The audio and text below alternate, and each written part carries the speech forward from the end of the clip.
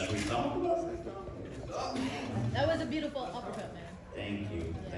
I appreciate that. All right. Questions? Go questions. Yeah.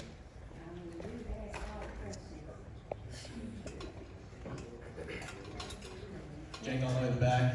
Congratulations, you called for it all week, first round knockout. Barely broke a sweat. How does it all feel just a few minutes after scoring the big knockout? Man, I'm just really happy. You know, that's that delayed gratification. Working hard this whole entire year, and it just all paying off.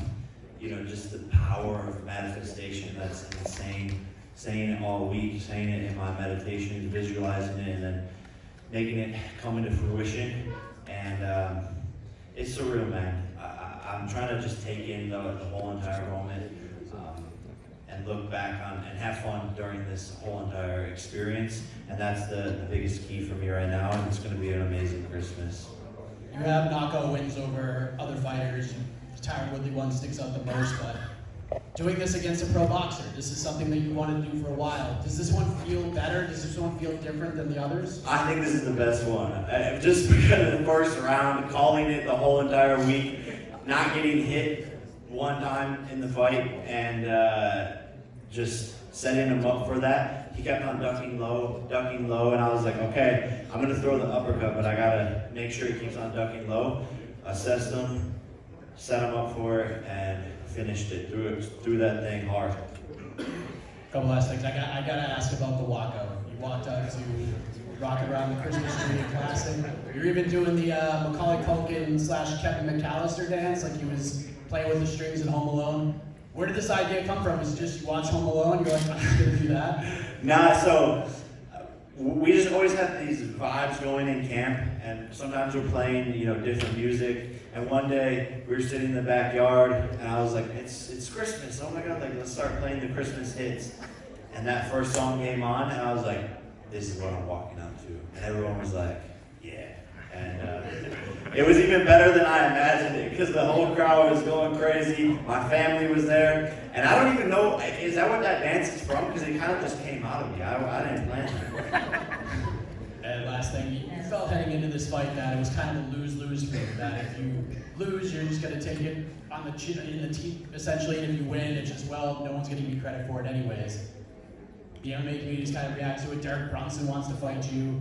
Dylan Dennis, your brother's old buddy, had something to say, saying that a gust of wind would have knocked Andre August over tonight. What's your response to that, and everyone not really discrediting you, but maybe discrediting the opponent and the opposition? UFC fighters are literally not allowed to fight Jake Paul. Literally not allowed to fight Jake Paul when they leave the UFC. So there's no MMA fighter that can discredit him in the boxing ring. And he's also focused on making his MMA debut in 2024, early 2025. So, you know, it's kind of irrelevant if Derek Brunson or Dylan Dennis are saying things about Jake Paul. If I was walking on water in front of everybody's eyes, they would say I couldn't swim. When you take this path and you're in the top of a sport, and you got there in 3.5 years, and there's jealousy and hate and insecure people all the time, of course they're going to critique and find any little thing that they can to try to rip me down. But what they don't know is that it's just making me bigger, just making me stronger, just making me more motivated to go ahead and become world champion. And this is one step closer, right? This guy was 10-1 boxing his whole life, 3-time Golden Glove champion, and he didn't last more than 2.5 minutes. And I was just getting warmed up for it. So a lot of big things ahead. With the critics here, do you think that your first round knockout has put that all to bed? Yeah, that's why. Shh.